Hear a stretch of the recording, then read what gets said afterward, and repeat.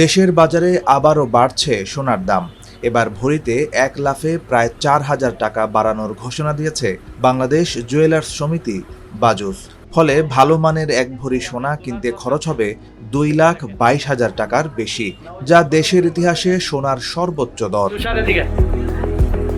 ২৩ December মঙ্গলবার থেকে সোনার নতুন দাম কার্যকর হচ্ছে। এর আগে ২২ ডিসেম্বর বাজুস সোনার দাম বাড়ানোর ঘোষণা দেয়। সোমবার থেকেই প্রতি ভরি সোনার দাম ১,০০০ টাকা বাড়ানো হয়েছিল, যা ছিল তখন পর্যন্ত সর্বোচ্চ রেকর্ড। তবে আজ থেকে কার্যকর হওয়া নতুন দামে সেই রেকর্ডও ভেঙে যাচ্ছে। নতুন দর অনুযায়ী হলমার্ক করা ২২ ক্যারেটের এক ভরি সোনার দাম দাঁড়িয়েছে ২,২২,০৮৩ টাকা। আগের দিন এটি বিক্রি হয়েছে ২,১৮,১১৭ টাকায়। অর্থাৎ একদিনের ব্যবধানে ভরিতে দাম বেড়েছে ৩,৯৬৬ টাকা। একইভাবে হলমার্ক করা ২১ ক্যারেটের প্রতি ভরি সোনার দাম বেড়ে হয়েছে ২,১১,৯৯৩ টাকা। সোমবার যা ছিল ২,০৮,২০২ টাকা। এতে ভরি প্রতি দাম বেড়েছে ৩,৭৯১ টাকা।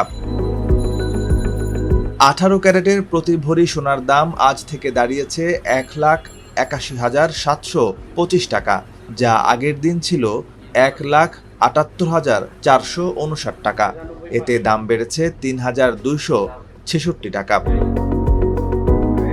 এছাড়া সনাতন পদ্ধতির প্রতি ভরি সোনার দাম বেড়ে হয়েছে ১,৫১,৩৯৯ টাকা।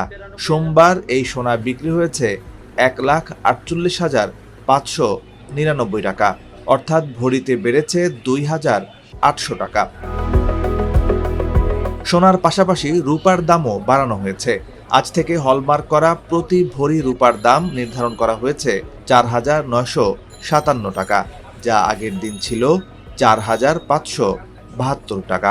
এতে ভরি প্রতি রূপার দাম বেড়েছে ৩৮৫ টাকা। সোনার দাম বাড়ানোর কারণ হিসেবে বাজুস জানিয়েছে, স্থানীয় বাজারে তেজাবি সোনার দাম বৃদ্ধি পেয়েছে। একই সঙ্গে বৈশ্বিক বাজারে সোনার দাম নতুন করে বাড়ায় দেশীয় বাজারে দর সমন্বয় করতে হয়েছে।